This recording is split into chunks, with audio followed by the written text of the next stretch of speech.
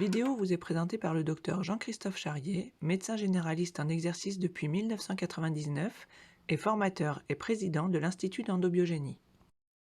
L'Institut d'endobiogénie est une association dont la mission principale est la formation des professionnels de santé au diagnostic du terrain neuro-endocrinien et au traitement par la phytothérapie clinique. L'Institut propose 4 grands cursus de formation. Le premier s'adresse aux médecins et pharmaciens, le second aux paramédicaux et ostéopathes, le troisième aux praticiens de santé et le quatrième aux chirurgiens dentistes et hygiénistes dentaires.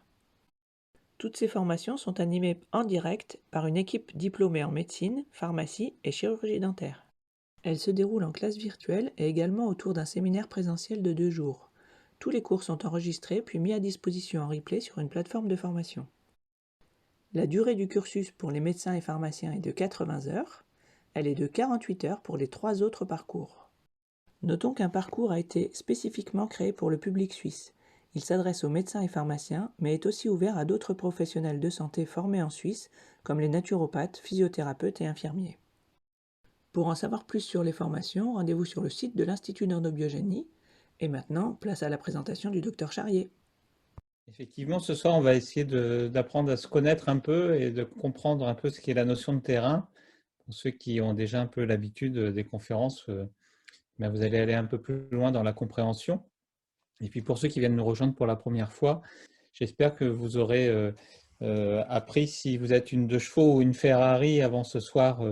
Donc à l'issue de cette conférence, vous devriez être capable de comprendre qui vous êtes, d'où vous venez et comment optimiser votre avenir. Donc c'est un beau programme, je pense. Qui vous êtes, on va passer beaucoup de temps là-dessus. D'où vous venez, c'est aussi fondamental de connaître ses origines, l'origine de la vie aussi. Donc on va aller très très loin. Et comment optimiser votre avenir? Eh bien, en fonction des connaissances qu'on va acquérir ce soir, vous allez pouvoir mieux comprendre les choix qui vont orienter votre avenir et votre vie au quotidien pour que votre avenir soit le plus confortable possible pour vous et surtout le plus long possible. J'espère que vous arriverez à comprendre ce qu'est la structure de votre terrain et puis vous devriez comprendre également ce qu'est la fonctionnalité de votre terrain. Donc déjà, on va passer du temps sur qu'est-ce que la structure, qu'est-ce que la fonctionnalité. Vous verrez derrière tout ça où se cache l'épigénétique et tout le poids de la génétique. Donc ça, c'est des mots un peu savants. Je vais essayer de rester très très simple dans mon vocabulaire. Et donc, structure et fonctionnalité, c'est le propre du vivant et nous allons détailler tout ça. Vous devriez pouvoir mettre en place une dynamique d'hygiène qui corresponde à vous, afin de mieux vous protéger. Alors bien sûr, le sujet est très vaste et donc il serait effectivement prétentieux de vous dire que vous allez tout gérer dès ce soir, mais vous allez surtout comprendre l'intérêt de bien réfléchir et de bien se connaître pour pouvoir aller chercher les bonnes informations au bon endroit et ne pas faire les choses qui sont à la mode du dernier moment, qui ne vous correspondent pas forcément. Et puis, vous devriez pouvoir mettre en place également les premières actions de soins dans le cadre de l'éducation à la santé familiale, éduquer les familles à prendre en charge les premiers soins, première hygiène, les premières bonnes conduites. En pratique, je pense que c'est dans votre quotidien que vous arriverez à changer le monde et d'abord sur vous-même. Donc, il va falloir changer un peu le paradigme, les concepts qui sont préexistants, on va dire, dans vos têtes avant le démarrage de cette conférence, surtout pour ceux qui n'ont jamais assisté à une conférence sur l'endobiogénie. Les changements de paradigme, ça veut dire qu'il va falloir sortir de la vision éclatée. La vision médicale, la vision de compréhension du vivant actuellement est une vision éclatée, pour ne pas dire explosée. On a découpé, parce que le sujet est extrêmement complexe, et pour pouvoir le comprendre, on a découpé en différents secteurs le vivant pour aller étudier chaque partie. On a été éclaté chacune des parties pour étudier chacune des sous-parties, et ainsi de suite, si bien que on est arrivé à un niveau de connaissance énorme, mais le problème, c'est de refusionner en fait toutes ces connaissances pour comprendre que tout est interrelié. Et c'est un peu ce qui manque actuellement dans la pensée scientifique médicale actuellement. Et nous sommes là justement pour essayer de proposer une vision fusionnée des choses Et à partir de là, on a du sens et on met du sens dans les décisions qui sont prises, dans les choix qui sont proposés. Et c'est beaucoup plus facile lorsqu'il y a du sens de s'adapter à la meilleure hygiène qui nous est destinée à nous-mêmes. Il faut donc revenir sur une vision globale. Cette vision globale, elle nous concerne nous en tant qu'individus, mais elle nous concerne nous en tant que société également. C'est l'interaction entre nos cellules, c'est l'interaction entre nos organes, c'est l'interaction entre les individus qui constituent notre avenir. Et si on veut que nous fonctionnions au mieux, il faut vraiment refusionner toutes ces données et avoir une vision globale et comprendre que ce que nous allons faire pour nous, c'est aussi pour l'ensemble de l'humanité, car ça va diffuser autour de nous, surtout si nous savons bien porter l'exemple de ce que l'on met en place. Comprendre que tout est lié, c'est vraiment fondamental, on appartient vraiment à une unité et notre organisme est une unité et chacun des éléments de notre organisme constitue cette unité. Tout est lié à un point tellement important que notre organisme, qui présente 10 000 milliards de cellules, héberge en son sein 100 000 milliards d'êtres vivants, qui sont les bactéries, les virus, les champignons. Tout ce monde-là nous constitue et nous aide à absorber les éléments du monde extérieur pour nous construire. Si nous n'avions pas toutes ces bactéries dans notre tube digestif, nous ne pourrions pas digérer la plupart des aliments que nous mangeons et nous ne pourrions pas nous construire et nous restaurer, nous réparer au fur et à mesure où on avance dans notre vie. Tout est lié. Et vous verrez en comprenant ça que vos choix de fonctionnalité peuvent modifier vos structures. Je voudrais vous amener également à réfléchir sur la façon dont cela fonctionne. Et c'est un peu le sujet de ce soir. Je vais vous apporter des éléments qui vont vous permettre d'avoir une réflexion sur comment je fonctionne, pourquoi je peux avoir tel type de réaction alors que mes amis ont d'autres types de réactions face au même événement. Ça, c'est déjà pourquoi je fais tout un tas d'efforts en salle de musculation et j'arrive pas à faire des super muscles et je n'arrive pas à être une armoire à glace comme on voit dans les films, alors que je fais tout ce qu'il faut. Pourquoi que mon voisin qui fait la même salle de sport que moi et le même programme, lui, il est hyper bien sculpté et moi, j'y arrive pas. Peut-être qu'il y a des choses qu'il faut comprendre sur soi-même et savoir où on peut aller et ce qu'on ne pourra pas obtenir aussi, afin de ne pas perdre une énergie folle à vouloir obtenir une image que nous n'aurons pas. Donc, il y a des choses à accepter également dans nos fonctionnalités. Pourquoi je suis une 2 chevaux et pas une Ferrari? Mais est-ce que c'est un problème que je sois une 2 chevaux? Est-ce que c'est un avantage que je sois une Ferrari? Si ma vie m'amène à rouler au milieu du désert, je pense qu'il vaut mieux avoir une 2 chevaux qu'une Ferrari. Réfléchissez bien. Hein. Donc, on a parfois des images qui peuvent être négatives de nous-mêmes. Or, nous avons une richesse au fond de nous-mêmes et cette richesse, je vous invite à la découvrir et j'espère que ce soir, je vais vous donner des éléments pour découvrir tout cela.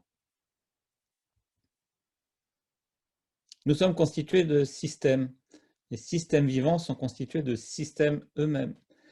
Ce sont des systèmes fonctionnels auto-organisés, organiquement fermés, mais fonctionnellement ouverts. Je suis organiquement fermé. J'ai beau me rapprocher de mon épouse, me coller au plus près d'elle, je n'arrive pas à fusionner avec elle. Hein. Nous sommes deux organismes qui sont fermés. Pourtant, fonctionnellement, nous sommes ouverts. Je peux boire du liquide, je peux manger des éléments, je vais rejeter des déchets de tout ça. Il y a une ouverture de mon organisme sur le milieu extérieur. Il faut comprendre que ça existe à toutes les échelles. Par exemple, la cellule. La cellule de notre corps, enfin, une cellule présente dans notre corps, pardon, il y en a 10 000 milliards, hein, donc vous voyez qu'on a le choix. Cette cellule qu'on a sélectionnée ce soir sur ce diaporama il faut savoir qu'elle est en interrelation avec le tissu qui la porte ou le tissu qu'elle constitue avec ses copines. Donc plusieurs cellules identiques associées entre elles vont constituer un tissu. Et il y a une interrelation entre ce tissu et cette cellule. Mais cette unité tissu est également en interrelation avec d'autres tissus et ce qui va constituer un organe. Et cet organe, lui, il est en interrelation avec d'autres organes et va constituer un organisme. Et cet organisme qui est donc fermé, comme on le voit bien sur ce dessin qu'on a schématisé au plus simple par un carré, c'est un carré qui est totalement fermé, eh bien cet organisme est en relation avec l'extérieur, avec l'environnement, où il va aller puiser, la flèche verte, il va aller puiser de l'énergie, qui est essentiellement constituée par de l'oxygène et des aliments, et de l'eau, et il va rejeter dans cet environnement des déchets, donc ses selles, ses urines, ses crachats, sa transpiration. L'énergie qui va rentrer dans cet organisme, parce que je vous ai fait les poupées gigognes dans le sens de la cellule à l'organisme, mais on peut le faire dans l'autre sens, hein, si on veut. Tout ce qui va rentrer dans l'organisme va être distribué pour atteindre un certain niveau d'organe et on va atteindre un certain niveau de tissu et au final, on va atteindre le niveau de la cellule et in fine, c'est elle, cette cellule, qui va être l'usine qui va produire certains éléments. Donc, c'est la multitude des cellules constituant le tissu, constituant l'organe, constituant l'organisme, qui est toute cette dynamique qu'il faut bien comprendre en interrelation avec le monde extérieur. C'est ce qu'on appelle les liens verticaux dans notre jargon. Il y a également des liens horizontaux que je vous ai abordé un petit peu. C'est-à-dire que chacun de ces carrés, à son échelle, vous pouvez les voir tous reliés entre eux. Donc ça peut être ici des cellules qui sont reliées entre elles, ça peut être des tissus qui sont reliés entre elles et qui sont en interconnexion avec des influences de proche à proche, ça peut être des organes qui sont interreliés entre eux avec des interconnexions de proche à proche, ça peut être des organismes qui sont reliés entre eux avec des interactions de proche en proche. Là, vous pouvez avoir un chef d'équipe, vous pouvez avoir ses sous-chefs et vous pouvez avoir les membres de l'équipe qui vont travailler avec lui. Ça crée une interrelation également. Donc, à toute échelle, on peut trouver ces interrelations qu'on appelle les liens horizontaux. Il faut bien comprendre que dans un organisme, cette dynamique-là impose une règle absolue qui est le fait que le tout est plus que la somme des parties.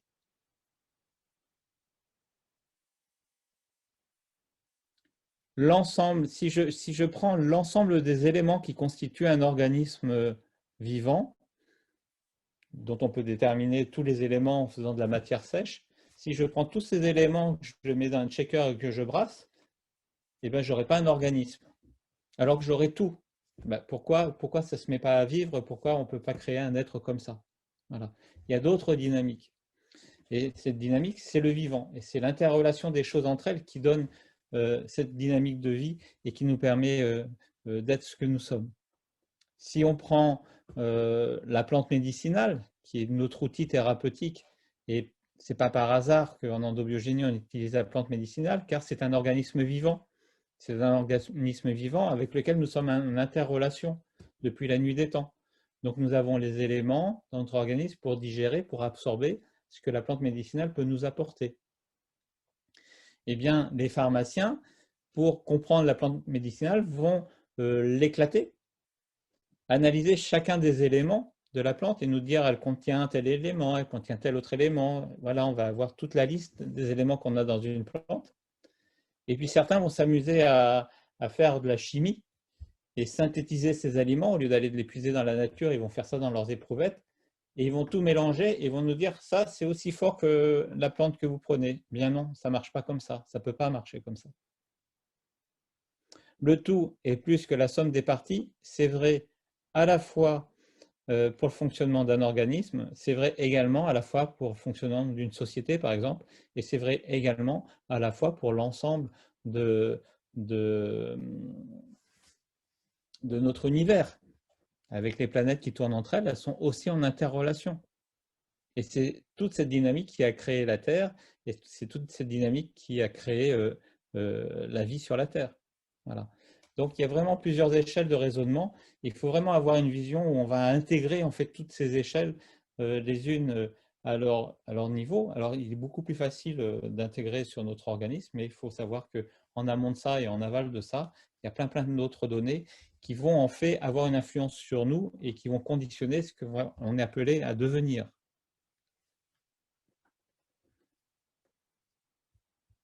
Alors imaginez que vous jouez à la loterie et vous gagnez le gros lot.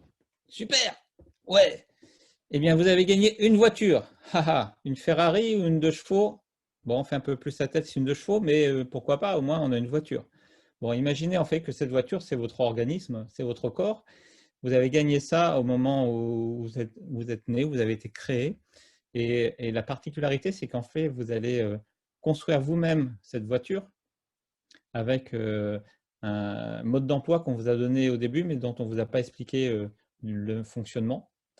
Vous allez construire ce véhicule, et puis en plus, vous allez, non seulement vous allez le construire, mais vous allez en plus vous en servir, alors qu'il n'a pas fini d'être construit. Donc vous allez construire par étape, et vous en servir étape par étape jusqu'à avoir un produit fini qui va se situer vers autour de 18 ans pour les garçons, et 18 ans pour les filles, pardon, et 22 ans pour les garçons. Et puis après, vous allez l'entretenir, ce véhicule, pour rouler le plus longtemps possible jusqu'à la fin de votre vie. Et quand ça se passe bien, c'est autour de 120 ans. Je vous le souhaite à tous qu'on arrive jusqu'à ce niveau-là. Voilà. Ça, c'est la loterie. C'est un peu le hasard de la création d'un être vivant. Pour comprendre l'endobiogénie, il faut donc comprendre cette notion de structure dont je vous ai parlé tout à l'heure et qui est donc le capital génétique qui vous a créé, et puis comprendre la notion de fonction qui est beaucoup sous l'influence de l'épigénétique, et on va aborder ça de façon un peu plus concrète pour que vous compreniez bien les différences des choses. Si la structure est un groupe scolaire, par exemple, il contient un nombre défini de classes, on va dire 4 classes, il contient des couloirs, il contient une cantine, il contient le bureau du directeur, il contient des sanitaires, il contient un préau pour que les enfants puissent aller faire la récréation. Ça, c'est la structure. C'est un architecte qui l'a pensé, il l'a dessiné, et les maçons l'ont construit, ils ont construit une structure. Et puis, cette structure, pour qu'elle fonctionne, il faut du personnel. Donc, il vous faut des femmes de ménage, il faut des personnels d'entretien, il faut le jardinier. Voilà, ça, c'est le fonctionnement de la structure. Fonctionnement minimal. Mais cette structure, elle a un objectif, vu que c'est un groupe scolaire, c'est d'accueillir des enseignants et des élèves. Et donc, ça, c'est le fonctionnement propre. C'est la destinée de cette structure, c'est d'accueillir des élèves et des enseignants. Mais ces élèves et ces enseignants, ils vont vivre dans cette structure, ils vont créer une dynamique et ils vont pouvoir modifier progressivement cette structure et enrichir cette structure. Ou ils peuvent aussi la détruire. S'il n'y a aucun encadrement, si on a des taggers qui viennent, si les élèves s'amusent à casser les chaises et à casser les carreaux, ben ce groupe scolaire va devenir rapidement un taudis. C'est aussi un choix. Et notre corps, on peut en faire aussi un taudis si on ne fait pas ce qu'il faut pour bien l'entretenir et qu'on va plutôt l'agresser. Alors c'est un choix, c'est pas forcément un choix, c'est parfois des difficultés de fonctionnement qui nous amènent à s'autodétruire aussi. Hein. Voilà, donc on est vraiment construit de ces deux dynamiques qui sont vraiment importantes. L'interaction permanente entre les deux, c'est ce qu'on appelle l'endobiogénie. Donc le terrain de votre organisme, nous avons défini, le docteur Christian Durafour a défini cela comme étant l'endobiogénie, endo pour intérieur, bio pour la vie et le génie pour l'organisation. Donc l'endobiogénie, c'est la science qui étudie le terrain, qui étudie en fait l'organisation de la vie intérieure de chacun des organismes pour comprendre quels sont les mécanismes d'autoréparation, des mécanismes qui nous permettent de pérenniser la vie, en fait. Donc, pour chaque individu, pour chacun d'entre vous ce soir, vous dépendez d'une lignée. Donc, on a un arbre généalogique qui est pas exactement dans l'habitude où on peut les voir, parce que dans ce schéma, on a mis nos ancêtres dans le tronc. Et si ce soir, on parle de ce petit bouchon là qui a la tétine au bout du bec, il fait partie d'une lignée. Dans cette lignée, il peut avoir des frères et sœurs, il a des parents, obligatoirement, et ces parents ont chacun des parents. Donc, dans cette lignée de cet arbre-là, on a les parents de la maman, hein, par exemple, mais il y a aussi des branches annexes avec un oncle éventuellement, et puis des cousins, des cousines. Voilà. On fait partie de cette lignée, et cette lignée fait partie du même arbre, et en même temps, il y a un deuxième arbre à côté qui vient nourrir l'apport du papa, par exemple, hein, qui n'est pas dessiné. Et tout ça, ça crée une culture. Ça crée une culture familiale, ça crée des informations et des transmissions en intrafamilial qui vont conditionner déjà l'être que nous sommes. Et cette culture, elle est en lien également avec la région dans laquelle on est né, avec le pays dans lequel on est né, avec le continent sur lequel on est né. Il y a tout ce poids-là que nous portons sur nos épaules et qui font l'être que nous sommes. Il faut vraiment en avoir conscience. Il faut vraiment en avoir conscience de ça. Ça conditionne vraiment beaucoup de choses. Alors, pour comprendre l'endobiogénie, on va commencer par le commencement. Au commencement, il y a un regard, un sourire, un souffle chaud, et puis cela va aboutir à la rencontre d'un spermatozoïde avec une ovule. Alors, je ne vous fais pas le détail de tout ce qui se passe entre ces deux photos. Les adultes savent très bien ce qui s'est passé. Il n'empêche qu'au moment ultime de la fécondation, vous avez ici un spermatozoïde. J'espère que vous voyez mon pointeur. Et ce spermatozoïde, il est le seul qui va être choisi par cet ovule et qui va pénétrer dans cet ovule. Ce spermatozoïde, il apporte la moitié du génome du papa, la moitié de l'ADN du papa, et l'ovule contient la moitié de l'ADN de la maman. Alors, c'est une moitié au hasard, une moitié parfaite, on va dire, mais avec des gènes qui sont répartis un peu au hasard en fonction des divisions. Et ces deux moitiés-là vont se compléter et fusionner pour créer un œuf, un nouvel être vivant en devenir, et créer une nouvelle unité qui sera unique. Dans l'histoire de l'humanité, cette unité-là sera unique. Vous êtes tous uniques. Sauf les vrais jumeaux, qui sont deux. Mais parce qu'eux, ils se sont séparés après cette fécondation. Mais globalement, vous êtes tous uniques. Ce qui est intéressant, et on ne va pas passer beaucoup de temps là-dessus, mais c'est que j'aime bien cette diapo, parce qu'elle présente une certaine masse de spermatozoïdes qui, quelque part, ont présenté l'un des leurs à l'ovule.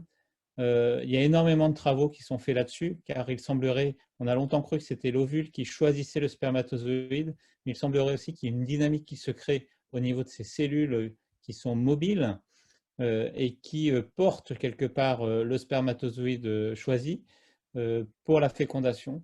On a énormément de choses à apprendre là-dessus. Il n'empêche que lorsque ce spermatozoïde rentre dans l'ovule, il perd son flagelle qui reste à l'extérieur. La tête du spermatozoïde qui contient le matériel génétique du papa va venir tout de suite fusionner avec le matériel génétique de la maman et créer un nouvel individu. Et on arrive au stade de fusion et de division tout de suite en deux cellules strictement identiques. voyez, c'est très très tôt parce qu'il reste encore un spermatozoïde qui se balade à l'extérieur et qui n'a pas été choisi, le pauvre. C'est pas lui le roi. Euh, la dynamique est déjà partie. Alors, on appelle ce stade l'embryogénèse. Et l'embryogénèse, c'est la constitution de la structure. Et là, il y a une notion d'organisation importante qui se met en place. La première cellule se divise en 2 cellules. Ces 2 cellules vont se diviser et créer 4 cellules. Et ainsi de suite, ça va se diviser jusqu'à créer ce que vous avez sur votre droite, une sorte de grosse mur qui sont une multitude de cellules qui sont toutes les mêmes. Là, on est vraiment dans l'embryogénèse et on est dans la constitution de la structure. Toutes ces cellules sont les mêmes, elles ont la même fonction, elles communiquent déjà entre elles grâce au système hormonal, car il n'y a pas d'autre possibilité de communiquer entre cellules autrement que par des sécrétions de type hormonal qui vont se balader d'une cellule à une autre et qui vont impulser le rythme des divisions, car elles vont toutes se diviser en même temps, à chaque fois, dans le même rythme. C'est assez magique quand même. Enfin, par la suite, il va y avoir ce qu'on appelle une différenciation, c'est-à-dire que certaines cellules vont se spécialiser à produire un certain tissu particulier. Et on va arriver... Ah, pardon, moi je vais trop vite parce qu'en fait je vous avais détaillé ça de façon un peu plus simple. Donc cette structure, pardon, qui est déterminée par l'embryogénèse va déterminer votre structure et là-dedans, vous serez, si vous êtes une de chevaux ou une Maserati en l'occurrence, ce n'est pas une Ferrari, les choses sont déjà déterminées. L'usine, elle a déjà le programme et elle a déjà mis en place tout ce qui sert à fabriquer le véhicule. Mais la vie est assez complexe, car après ces divisions où toutes les cellules sont les mêmes, il va y avoir une différenciation des cellules et chacune va se spécialiser pour créer des tissus bien déterminés, que ce soit du placenta, que ce soit de l'intestin, que ce soit du poumon, que ce soit du cerveau, que ce soit de la peau, que ce soit des os, que ce soit un rein, que ce soit un cœur. Voilà, toutes ces cellules étaient les mêmes et d'un seul coup,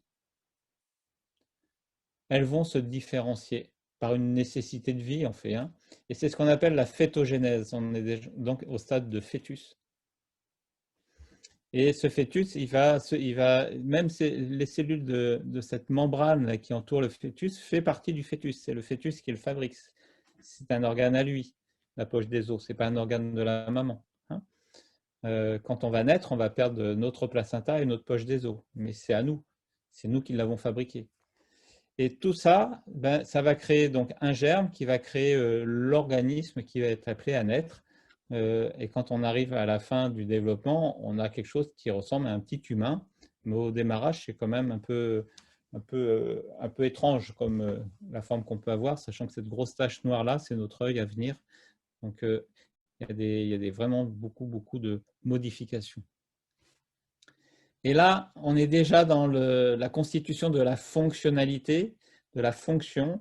Et pour fonctionner, il nous faut tous les organes que j'ai énumérés tout à l'heure, des poumons, un cœur, un intestin, des reins, un foie, un pancréas, une rate, un cerveau, des yeux, une langue, une bouche, des dents, qui vont en général pas être présentes à la naissance, mais qui vont être en état de germe et qui vont continuer à se développer pour pousser après la naissance. Donc, ce n'est pas parce qu'on est fini. On sera fini dans la constitution de notre fonction quand on arrivera à la fin de l'adolescence et qu'on sera jeune adulte.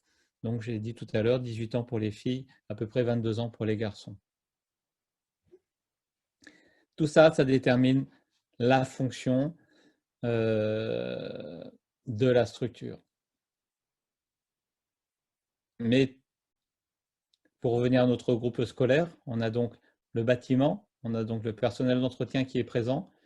Maintenant, il va falloir faire vivre ce groupe scolaire et faire entrer les élèves et des professeurs. Et ça, c'est notre naissance et c'est l'interaction qu'on va avoir avec le monde. Cette fonctionnalité, elle va dépendre du chauffeur que vous allez mettre dans le véhicule. Vous pouvez avoir plusieurs types de chauffeurs. Et évidemment, la conduite et les choix de route seront tout à fait différents en fonction du chauffeur.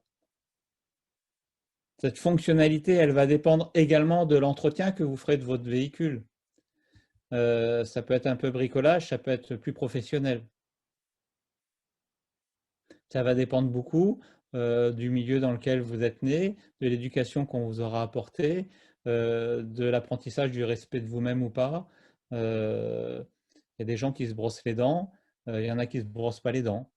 Ça fait déjà partie de votre fonctionnalité. Si vous ne brossez pas les dents, ben, vos dents vont tomber malades, elles vont se carier, elles vont se casser. Et donc, vous ne pourrez plus mâcher de viande. Donc déjà, par force des choses, vous allez modifier votre fonctionnalité et vous ne pourrez plus nourrir votre organisme de façon correcte. Donc l'entretien de l'organisme dépend de vous-même et c'est vous qui allez conditionner la fonctionnalité du futur grâce à cet entretien. Vous pouvez avoir un défaut dans votre structure qui fait que même avec un bon entretien, vous pouvez avoir des dents qui se cassent, ce qui va entraîner une difficulté, mais ça c'est inscrit dans votre structure. Là, vous n'y pouvez pas grand-chose, si ce n'est avoir retardé l'expression de la fragilité. Donc un bon entretien est toujours bienvenu. Et puis, dans cet entretien, il y a aussi les choix de l'alimentation, du carburant que vous allez mettre dans votre véhicule. Si vous allez chercher un carburant de haute qualité, vous avez un plus grand potentiel à ce que votre véhicule roule bien, n'ait pas trop de saleté qui viennent boucher le carbu et que vous n'ayez pas des ratés d'accélération, par exemple. Et puis, cette fonctionnalité, elle va dépendre également du chemin de votre vie. Est-ce que vous allez traverser le désert? Est-ce que vous allez traverser les montagnes sous la neige? Est-ce que vous allez rouler sur des autoroutes? Est-ce que vous allez rouler sur des routes de campagne? Est-ce que vous allez rouler en moyenne toujours à 130? Ou est-ce que vous serez plutôt en ville à rouler à 30? Tout ça, ça va conditionner la fonctionnalité. Et tout ça, ça appartient à ce qu'on appelle l'épigénétique. Et dans l'épigénétique, il y a vos choix, il y a les impacts de ce qui n'est pas forcément vos choix, mais qui est de votre environnement. Car vous pouvez avoir pris la meilleure précaution du monde possible, et d'un seul coup, il y a un orage de grêle violent qui vous tombe dessus et qui cabosse toute la carrosserie.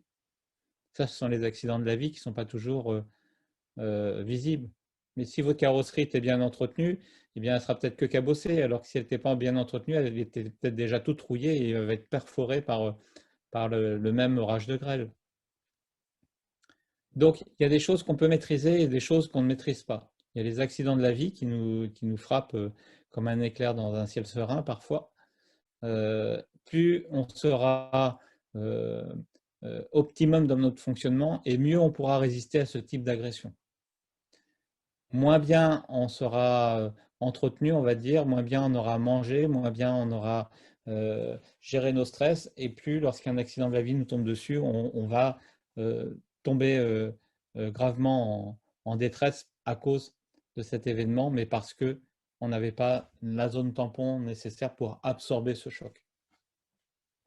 Voilà, votre fonctionnalité, c'est tout ça vu simplement avec 8 vignettes, hein, mais ça peut être, c'est évidemment beaucoup plus complexe que ça.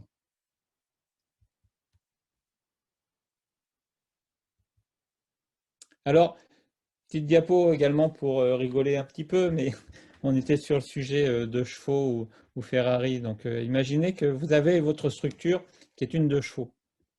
Et en fait, selon les choix de vie que vous avez pu faire, eh bien, comprenez bien que cette de chevaux, elle peut avoir différentes vies et elle peut être vraiment au bout d'un moment très différente les unes des autres en fonction des choix de vie qu'elle a fait. Vous voyez les vrais jumeaux qui sont la même structure, hein, où c'est l'œuf qui, à la première division, s'est séparé trop fort.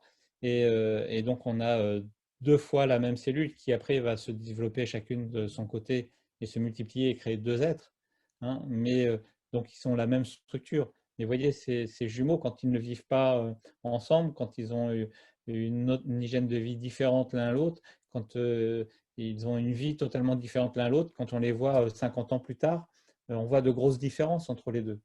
alors que ceux qui ont eu la même épigénétique, qui ont été très fusionnels et qui sont toujours restés l'un à côté de l'autre, on verra des petites différences, mais parfois on peut même se tromper pour savoir qui est qui. Voilà, donc il peut y avoir autant de chevaux qu'il y a eu de chemins de vie décidés. On peut avoir un style différent de vie, on peut rester très à l'ancienne, très pépère, ou avoir une vie très sportive. Tout ça, ça va conditionner notre fonctionnement, et ce fonctionnement va aller jusqu'à modifier notre structure. Donc, vous avez un poids sur votre génétique. Et la génétique, ce n'est pas quelque chose qui est irréversible et qui vous tombe dessus au moment de la grande loterie. C'est votre richesse. Ce qui peut paraître une fragilité peut être une force inouïe. C'est à vous de le comprendre, c'est à vous de cerner ces points faibles, parce qu'avec l'hygiène de vie, parce qu'avec le lieu de vie dans lequel vous êtes, ce n'est pas forcément un élément qui vous est favorable, alors que si vous allez vivre ailleurs, si vous avez d'autres choix de vie, si vous avez changé d'alimentation, vous allez peut-être être le plus performant qui soit. Si vous êtes constitué pour pouvoir vivre en haute altitude et que vous vivez au bord de la mer, vous n'êtes pas à l'optimum de vous-même. Mais si vous vivez effectivement autour du lac Titicaca, vous allez devenir quelqu'un d'hyper performant par rapport à ceux qui sont faits pour vivre au bord de la mer. Hein. Donc votre structure va conditionner, et l'évolution a fait que si certains peuples ont des modifications qu'on peut même voir dans le sang, par exemple, ça vient du fait de l'adaptation à l'environnement, mais aussi parce que la sélection naturelle a gardé au fur et à mesure des multiples générations les véhicules qui étaient les mieux adaptés pour ce lieu de vie-là.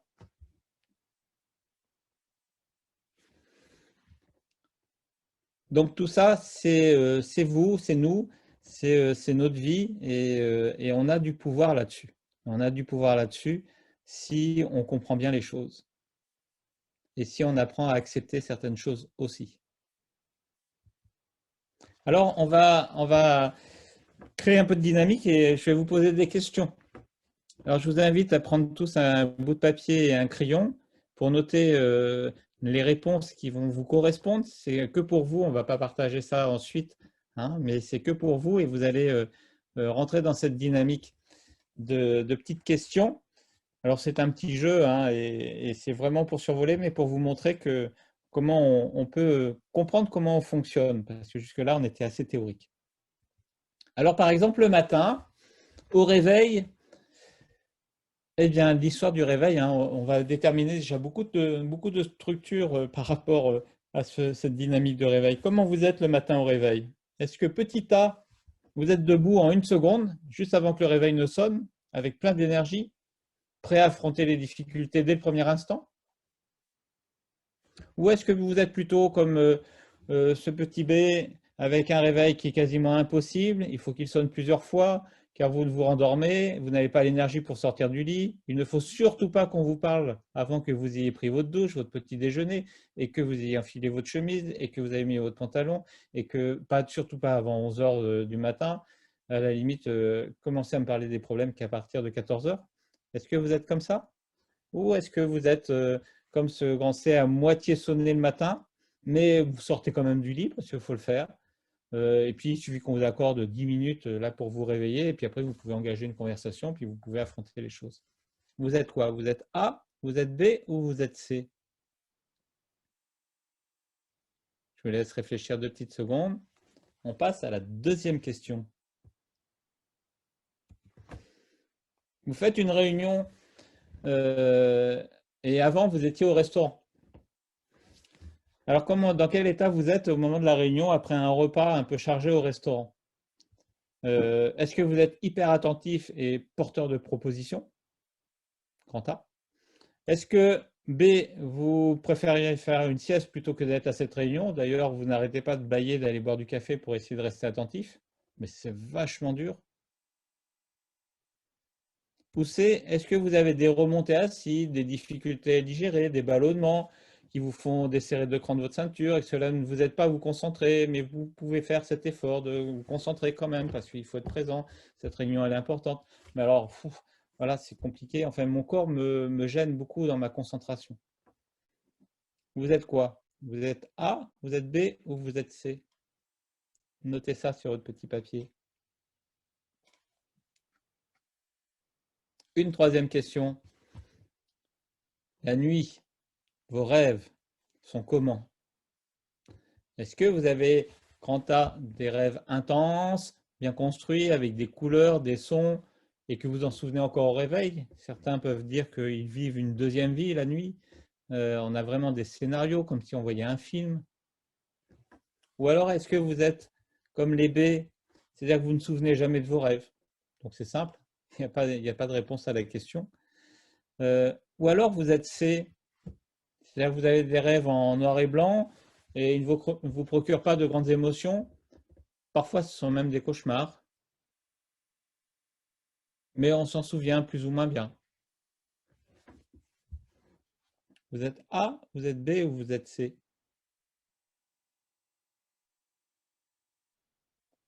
Bon, maintenant je vous invite à compter combien de A vous avez, combien de B vous avez et combien de C vous avez. Et vous allez voir quelle est la lettre qui domine chez vous. Si vous avez une majorité de A, eh ben vous êtes une Ferrari. C'est-à-dire que vous avez du carburant, vous avez au, au démarrage, au moment du feu, personne ne vous suit, vous tracez devant, ça ronfle pas mal, vous êtes plutôt assez sanguin. Vous avez ce qu'on appelle un alpha sympathique et un bêta sympathique qui sont dominants. Donc vous êtes dans la réalisation de plein de choses et vous avez 1000 idées à la seconde. Et on ne vous arrête jamais, d'ailleurs vous épuisez tout le monde.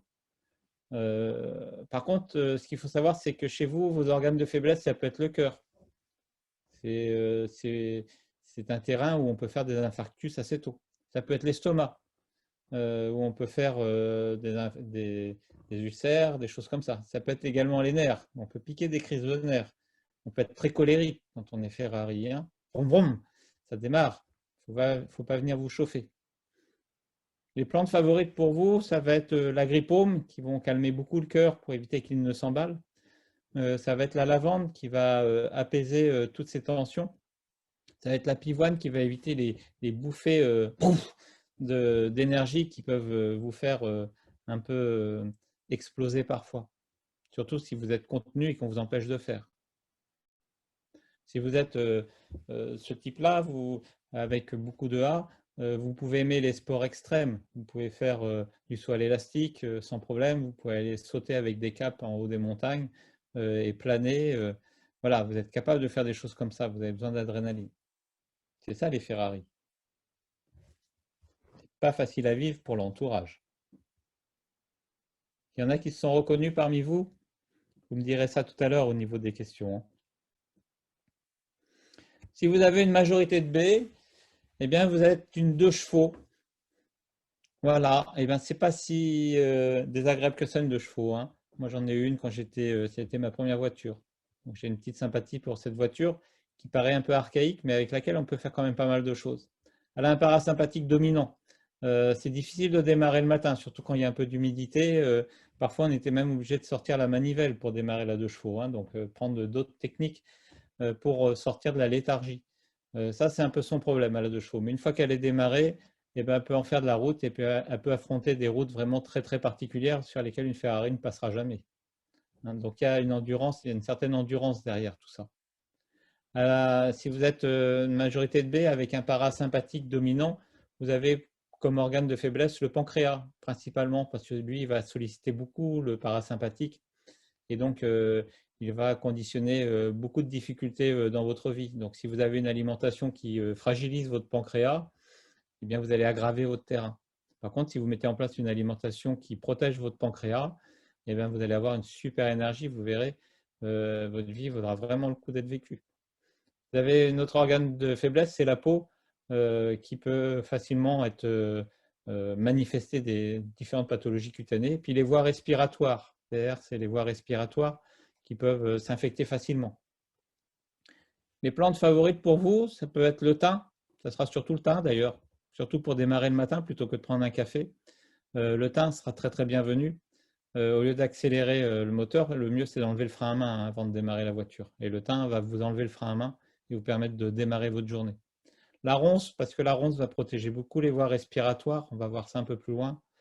La lavande, encore la lavande, parce que c'est une plante qui régule beaucoup de choses au niveau neurovégétatif. Et donc j'ai fait un peu exprès de vous la citer dans ces deux cas-là. Enfin, si vous avez une majorité de C, ben, vous êtes un peu la grande majorité de tout le monde et vous êtes une Clio. Alors j'ai choisi la Clio parce qu'il se trouve qu'elle fait partie des voitures les plus vendues en France en 2020. Donc voilà. Vous avez globalement une bonne régulation neurovégétative qui est plus ou moins bonne, avec des petits défauts, mais des qualités. Vous êtes entre la Ferrari et la 2 chevaux, en fait. Hein. Votre organe de faiblesse, ça peut être surtout le tube digestif, la vessie, la vésicule, les sinus, parce que vous êtes très spasmodique, vu que vous êtes ni l'un ni l'autre et que vous êtes un peu dans cet équilibre-là, ça crée beaucoup de spasmes. Donc tous ces organes-là qui ont la capacité de spasmer vont se manifester principalement chez vous. Et les plantes favorites, ça va être la lavande, encore elle, tiens. Ça peut être l'angélique, ça peut être la funetaire. Vous voyez que la lavande, je suis un peu coquin parce que je l'ai mis aux 3 quarts, comme ça, vous ne pouvez pas vous tromper. Mais la lavande a un effet régulatif, neurovégétatif important et elle freine les excès d'alpha sympathique, elle freine les excès de parasympathique et elle régule bien la dynamique entre l'alpha et le parasympathique. Voilà. L'angélique est très digestive et elle a un peu le même travail que la lavande. Donc, elle va beaucoup travailler sur les spasmes de la vessie, le tube digestif. Elle a des propriétés sur les oestrogènes, donc ça, je vous expliquerai un peu plus tard, mais pas forcément à donner chez les femmes qui ont eu un cancer, par exemple, du sein. On évitera. Et la funetaire, qui est une plante majeure pour permettre une bonne digestibilité. Alors bon, ce petit jeu, c'est pour vous montrer qu'on peut faire simple, mais le sujet est quand même très très vaste. Et je vous ai parlé de mots un peu savants comme le neurovégétatif. Alors il faut comprendre que notre système, toute notre fonctionnalité, que vous avez compris, vous avez compris la complexité, elle doit être bien organisée. Et donc pour être bien organisée, eh bien, il faut qu'il y ait de l'information qui circule. Et là, c'est de l'information neurologique qui ne dépend pas de la conscience. C'est pour ça qu'on parle de neurovégétatif. Si vous attrapez un accident de moto, que vous avez le cerveau qui est détruit, que vous êtes en réanimation et qu'on attend pour prendre vos organes pour des greffes d'organes, votre corps il continue à fonctionner de façon neurovégétative. Il n'y a plus du tout de conscience là-dedans. Hein. Et ça, c'est un système qui continue à fonctionner. Alors, ce système neurovégétatif, il y a le parasympathique dont je vous ai parlé. Donc, quand on n'est que très paraphore, surtout quand c'est lui qui domine, on est très 2 chevaux, en fait. Hein. C'est un système de repos, c'est un système d'assimilation, de récupération. On a mis un personnage qui dort, mais c'est aussi le système qui nous permet d'être debout et pas d'être une limace posée sur le sol. Voilà, on est debout. On a le tonus de base de l'organisme, on va dire. Ça, c'est le parasympathique. Vous avez le système alpha-sympathique qui est un système d'alerte qui vous met en tension et qui prépare les choses. Et vous avez le bêta-sympathique qui est le système de combat et de mouvement en réponse à une stimulation mentale ou physique. Donc les Ferrari, ils sont alpha et bêta forts. Hein. Les deux sont très forts. Donc ça démarre au quart de tour et on va même créer des problèmes avant qu'il y en ait. C'est pour ça qu'on a mis l'idée à la seconde parce qu'on a plein de solutions même avant même qu'on nous ait posé des questions. Ça, c'est un peu une première approche du neurovégétatif. En sémiologie, quand le parasympathique, il faut comprendre qu'il fonctionne principalement la nuit. Donc c'est lui qui va gérer vos nuits, qui va vous permettre de dormir. Quand il est très très présent, il efface les rêves. C'est pour ça que quand vous avez un paraphore, vous n'avez pas de rêve. Quand il est bien régulé, il va permettre l'imprégnation du souvenir du rêve. Et plus ça sera imprégné, plus vous aurez des couleurs et plus vous aurez du scénario. Il va être très important pendant et après le repas. C'est lui qui va vous faire dormir après le repas parce qu'il innerve principalement le pancréas qui travaille beaucoup après le repas. Et c'est pour ça que si vous allez au resto, alors vous avez une réunion importante à 14 heures, et bien vous allez dormir pendant toute la réunion et ça va vraiment être très très dur. Et si vous buvez des tonnes de café pour résister, c'est pour lutter contre lui en stimulant l'alpha sympathique avec le café. Mais ça, c'est pas vraiment très bon parce que ça vous met dans des conflits neurovégétatifs importants que vous allez payer très cher par la suite. C'est-à-dire que plusieurs années de ce rythme-là et vous finissez hyper tendu, alors que normalement, vous n'auriez jamais dû l'être. Le parasympathique est très important pendant la petite enfance et chez la personne âgée, dans le grand âge. Donc, c'est le système qui nous gouverne aux deux extrémités de notre vie.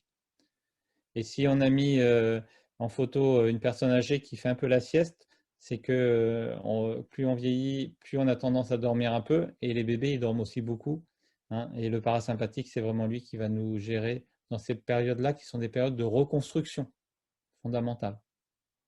Si on voit maintenant le système sympathique, qui contient donc l'alpha et le bêta, eh bien lui, il va être dynamisé surtout le jour. Il va être très actif quand on va être à jeun. Donc à la limite, si vous avez une réunion très importante, évitez de trop manger à midi. Ce sera encore plus performant. Il va être là pour répondre aux périodes adaptatives. Et puis, c'est un système qui va vous permettre de bien réguler la chaleur et le froid. Le froid par l'alpha sympathique et la chaleur par le bêta sympathique. Du moins, vous allez avoir un corps plutôt froid grâce à votre alpha sympathique et plutôt chaud grâce à votre bêta. C'est-à-dire que quand vous serrez des mains et que ces mains sont froides, eh bien, la personne à qui vous avez serré la main a un alpha fort. Quand la main est chaude, il a plutôt un bêta fort.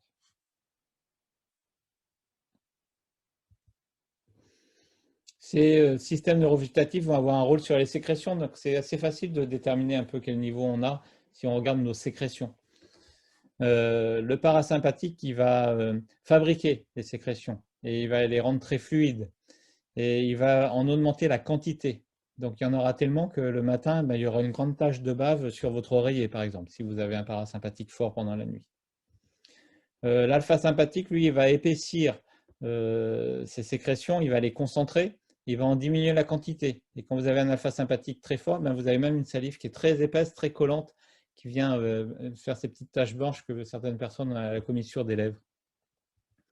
Et le bêta sympathique va permettre l'expulsion de ces sécrétions. Et donc, cette expulsion va manifester la qualité de ces sécrétions.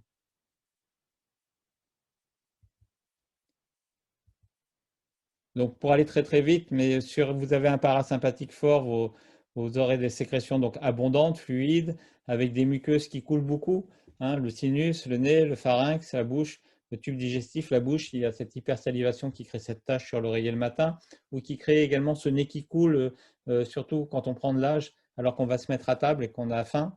Vous avez, si vous n'êtes pas concerné, vous avez dû voir autour de vous certaines personnes âgées qui ont la goutte au nez au moment du repas, c'est parce qu'il y a un parasympathique qui est fort. Et comme il reprend de la force à la fin de notre vie, eh bien, on ne l'avait pas avant et puis on commence à l'avoir. Ça signe qu'on est vraiment dans cette étape où il faut respecter ce parasympathique. Donc, bien protéger son pancréas, ça veut dire bien mastiquer. Ça, je vous l'ai déjà expliqué, on y reviendra dans d'autres conférences. Si vous avez un alpha fort, eh bien, vous avez des sécrétions qui sont rares, épaisses, collantes. Vous avez la sécheresse des muqueuses. Vous avez une langue qui peut coller au palais. Vous avez la bouche sèche alors que vous n'avez pas soif, hein. Donc, il y a cette sensation qui est toujours un peu particulière. Bref, tout ça pour vous dire que tout est question d'équilibre parce que vous n'êtes pas que l'un ou que l'autre, mais vous êtes vraiment une balance entre les deux. Et on est vraiment dans ces notions d'équilibre et de régulation. L'équilibre, c'est le propre de la vie et l'équilibre nécessite de l'adaptation et sans adaptation, vous n'êtes pas vivant. Donc, vous êtes tous des êtres adaptables et cela fait qui vous êtes aujourd'hui. Mais est-ce que c'est suffisant? Ben non, ce n'est pas suffisant parce que c'est encore beaucoup plus compliqué que ça. Déjà, vous avez pu voir une première partie du terrain neurovégétatif. Mais ce terrain se complexifie parce que si on peut déterminer comment on est au niveau neurovégétatif, il faut aussi rajouter comment on est au niveau de nos hormones, au niveau endocrinien. Et là, on dépend de 4 axes. L'axe qui gère les surrénales, la surrénale qui fabrique l'adrénaline, hein, qui est l'hormone de la peur, qui fabrique le cortisol, qui est une des corticoïdes naturels qui luttent contre les inflammations et les douleurs, qui fabrique l'ADH, l'aldostérone, qui est l'hormone qui retient l'eau dans notre organisme, et qui fabrique la DHEA, qui est une hormone de type génital, mais fabriquée par la surrénale. Vous pouvez avoir des dominances avec l'axe qui gère les glandes génitales, qu'on appelle gonadotropes, que ce soit les ovaires pour les femmes ou les testicules pour les hommes. Il faut bien savoir qu'on soit homme ou femme, on fabrique les mêmes hormones, des androgènes, des œstrogènes. Et c'est un peu à tort qu'on parle d'œstrogènes en parlant d'hormones féminines et d'androgènes en parlant d'hormones masculines. Ce sont les récepteurs au niveau de nos cellules déterminés par notre structure, donc par notre ADN, qui va nous sexualiser avec ces hormones. Ce sont les récepteurs, ce ne sont pas les hormones qui nous sexualisent. Vous avez la thyroïde également, qui est une glande importante qui va nous aider à nous adapter à la saisonnalité. Et puis, vous avez tout l'axe somatotrope, dont le pancréas, mais il y a aussi le foie, et tout le système digestif qui fait partie de l'axe somatotrope, qui nous aide à grandir et qui nous aide à charger de la matière première dans notre organisme. Voilà. Donc, pour déterminer qui vous êtes, de chevaux ou Ferrari, ben, c'est beaucoup plus compliqué que ça. Et il faut vraiment faire l'interrelation du système neurovégétatif, du système endocrinien, et de voir comment tout ça fusionne et fonctionne dans ce melting pot qui est l'être vivant que vous êtes. Donc, pour venir un peu à la surrénale, quand on est très marqué par la surrénale, eh bien, en fait, on est très paléolithique, hein, et on est néandertalien quelque part. Lorsqu'on verra assez facilement, c'est des sourcils qui font le pont, par exemple. Des gens qui ont le sourcil qui font le pont avec des grosses arcades sourcilières sont des gens qui sont très marqués par leur surrénale. La petite taille, parce que la surrénale empêche de grandir, le fait d'avoir une taille qui a été raccourcie par rapport à ce qu'on pourrait imaginer, c'est très lié à cette surrénale, le fait d'avoir le nez épaté, par exemple. Bref, toute cette image-là est très liée, a été beaucoup sculptée par la surrénale, et on comprend très bien. En endobiogénie, c'est le premier axe qui est important pour nous dans l'interrelation avec le monde. C'est l'axe de l'adaptation. Ça a été déterminé classiquement par Hans Selye dans les années 1920. Il y a donc un siècle où on a compris l'adaptation, et c'est un peu normal que, quelque part, l'homme primitif était très marqué par cet axe-là, parce qu'autrement, il n'aurait pas pu vivre à l'agression que représentait son environnement à l'époque. Hein, donc, on a pu mettre plus de pouvoir dans nos autres hormones par la suite en ayant organisé notre vie en société. Si vous êtes imprégné par les hormones génitales, vous l'êtes tous de toute façon. Vous pouvez, sur votre gauche là, de l'écran, voir que vous avez des androgènes de structure, donc des androgènes qu'on appelle des hormones masculines, mais parce que ça sculpte un peu le modèle masculin idéal, on va dire, dans nos clichés. En fait, quand vous avez des épaules qui sont plus larges que les hanches, vous êtes à prédominance androgénique, que vous soyez homme ou femme. Si tout à droite, vous avez les épaules qui sont la largeur des épaules qui est plus petite que la largeur des hanches, là vous êtes plutôt sous l'imprégnation d'œstrogènes de structure. Et si vous êtes sous une imprégnation de structure œstrogénique, vous aurez beau faire toute la musculature que vous voulez, vous aurez toujours les hanches qui sont plus grandes que les épaules. Et si vous êtes cet homme-là, par exemple, vous ne deviendrez jamais cet homme-là. Ce n'est pas possible, c'est dans votre structure. Donc au lieu de lutter contre ça, servez-vous-en. Et pour la femme, c'est pareil. La femme qui est, on va dire, gynoïde, donc qui se remarque justement par ses hanches qui sont plus larges, eh bien, vous pourrez faire tous les régimes que vous voulez, vous ne pourrez pas devenir cette femme-là parce que vous êtes chargé dans votre structure par les œstrogènes. On peut vous rendre comme ça par votre fonctionnalité. Et si de façon épigénétique, vous allez prendre des œstrogènes en plus en médicaments, vous pouvez prendre ces graisses-là. Celles-là, vous pourrez les faire enlever parce qu'elles ne sont pas naturellement chez vous. Et quand elles font partie de votre structure, c'est votre structure, c'est comme ça. Alors on peut optimiser ou pas, mais c'est déterminé comme ça. Si en plus vous dépendez beaucoup de la FSH, qui est donc une hormone plus haute située au niveau de l'hypophyse et qui conditionne la production d'œstrogènes dans votre organisme, si cette FSH est structure, eh ben on est plutôt tout en courbe et tout en rondeur.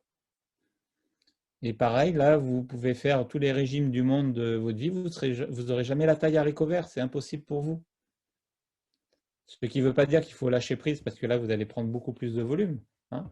mais faites attention à votre hygiène, mais n'allez pas chercher à vouloir être absolument hyper maigre. Si vous avez cette structure-là, vous n'y arriverez pas. Si vous avez, on peut aussi déterminer votre terrain au niveau génital en fonction de vos muscles et de vos ligaments, par exemple. Voilà. Alors là, on a un cliché, parce que là, vous imaginez tous que c'est un homme baraqué et tout ça. En fait, ça, c'est un homme qui est bourré d'œstrogène.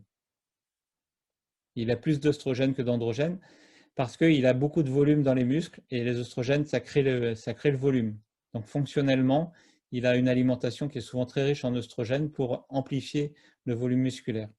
S'il veut avoir de la puissance, ça sera grâce aux androgènes, mais une musculature puissante, c'est plutôt la musculature qui permet de faire de l'haltérophilie. Hein. A contrario, cette femme-là, dont je vous fais remarquer que la tête est de l'autre côté, hein, donc elle a mis ses mains dans son dos. Qui d'entre vous peut prendre cette position? Regardez bien la photo. Hein, là, on a une hyperlaxité, et cette hyperlaxité ligamentaire, elle est liée à une hyperimprégnation des œstrogènes, qui peuvent être de structure ou de fonctionnalité, car ça peut évoluer avec les âges de la vie. Mais les œstrogènes relâchent les ligaments, et la finalité, c'est qu'au moment de l'accouchement, le bassin puisse s'ouvrir. Si vous n'avez pas cette capacité de rendre laxes les ligaments, ben, la femme ne pourrait pas accoucher. Donc, il n'y aurait pas d'humain, en fait. Donc, c'est une nécessité de vie. Au niveau du comportement, vous pouvez avoir quelqu'un qui paraît très passif, peu efficace, débordé dans son travail. En fait, là, on a mis un monsieur, et pourtant, c'est un monsieur qui a des androgènes faibles. A contrario, quelqu'un qui a une forte capacité à combattre et à résister, et là, on a mis une dame, et pourtant, c'est une dame qui a des androgènes forts. Alors imaginez si cette dame est en plus une Ferrari, c'est-à-dire qu'avec un alpha sympathique fort et un bêta sympathique fort, vous imaginez ce que ça nous fait. Hein. Voilà. Donc il faut associer les choses et comprendre qu'on est vraiment très très complexe. Et il faut comprendre qui on est pour justement pas forcément peut-être choisir un autre métier. Si on a des androgènes faibles, on peut peut-être aller chercher un métier où on ne va pas nous sursolliciter, ce qui va nous mettre en difficulté et peut-être nous rendre malades. Hein. Si vous avez une forte capacité à combattre, à résister, tout ça, peut-être que si vous avez une vie qui est trop cool, trop calme, bah, ce n'est pas fait pour vous non plus.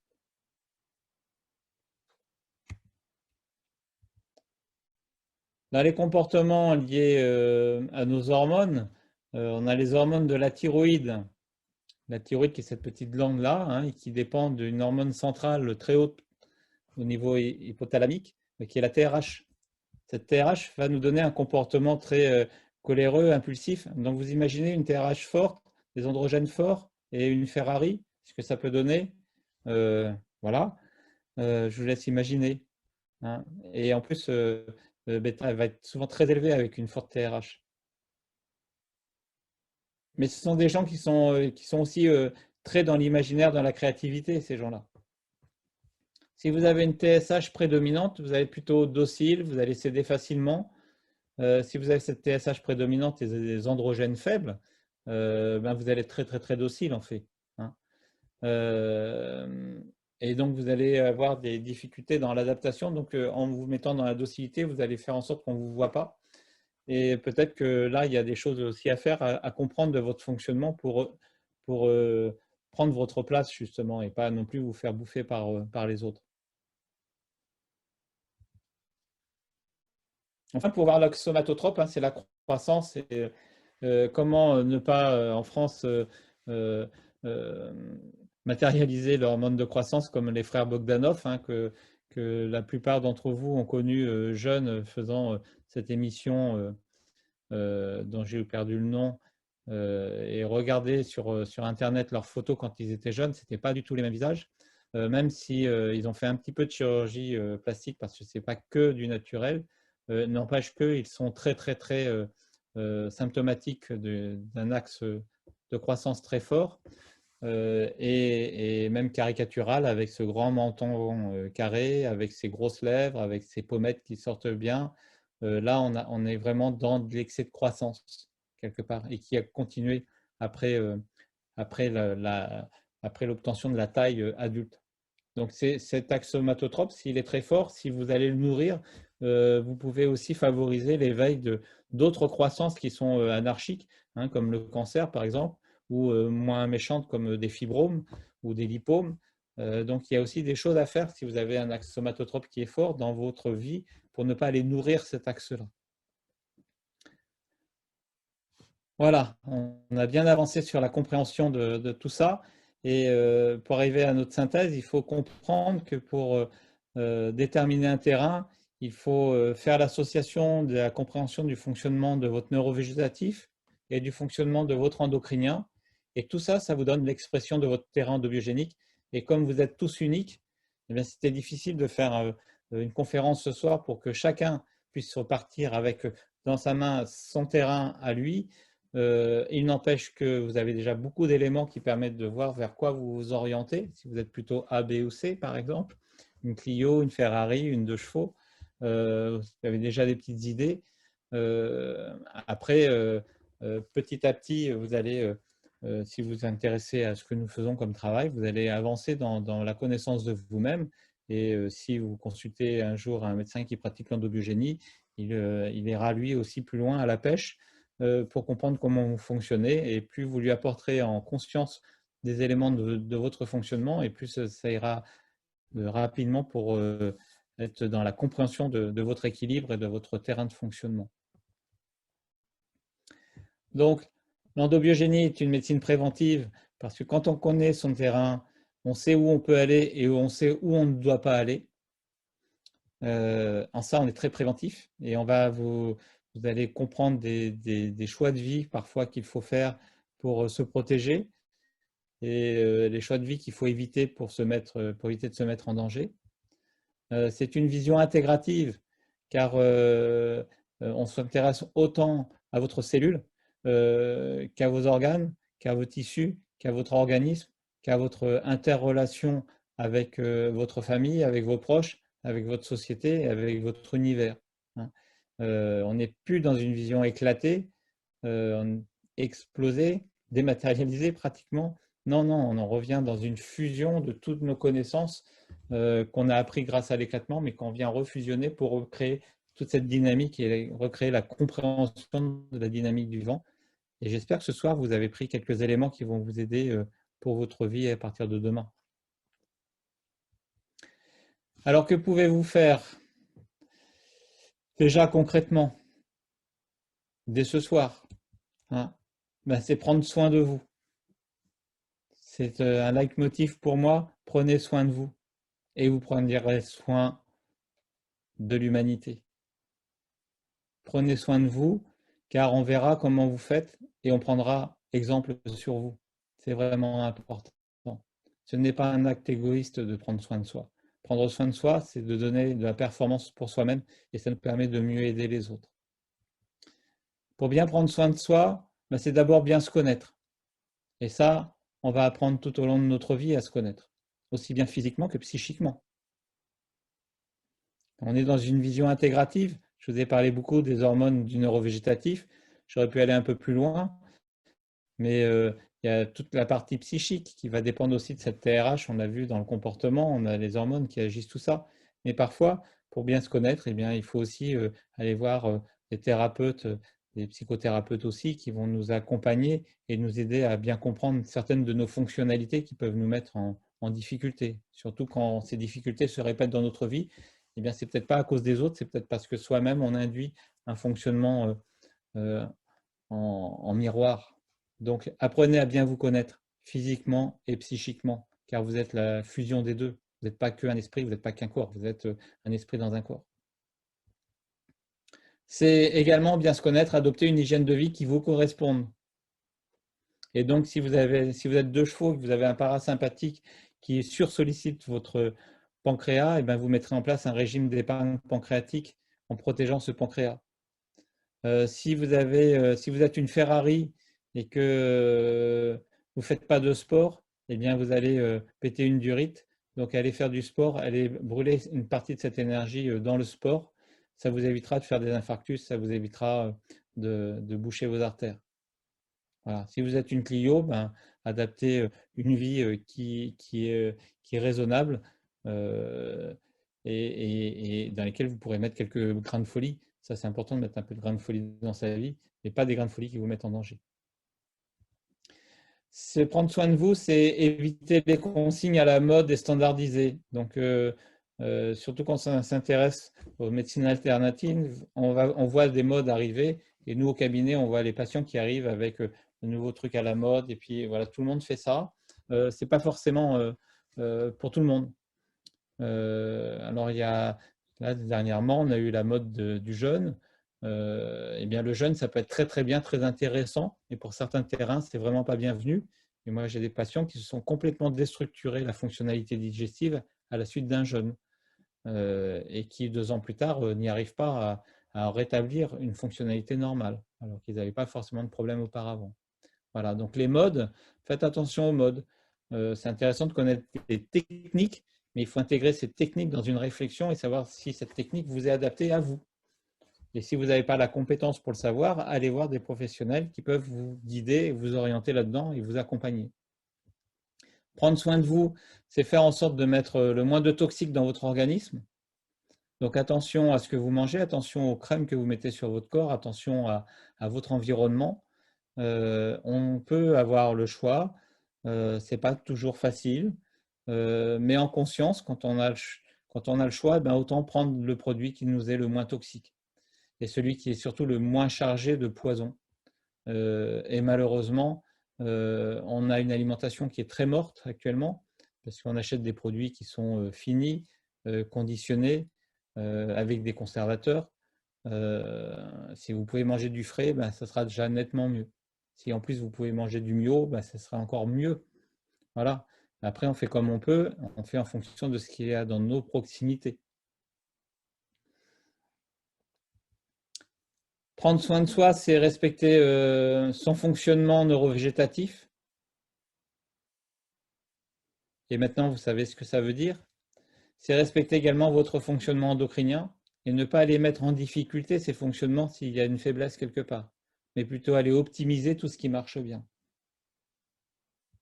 Prendre soin de soi, c'est accepter votre structure, vous accepter, apprenez à vous aimer. C'est vraiment un message important, apprenez à vous aimer. Et ainsi, vous arriverez à choisir votre meilleure fonctionnalité. Hein. Donc, acceptez-vous, aimez-vous, c'est vraiment très important. Et à partir de là, vous pourrez prendre les meilleurs choix pour votre vie. Et à partir de là, vous serez la meilleure personne à côtoyer et vous serez la personne la plus importante pour tous ceux qui vous aiment. Donc c'est vraiment fondamental.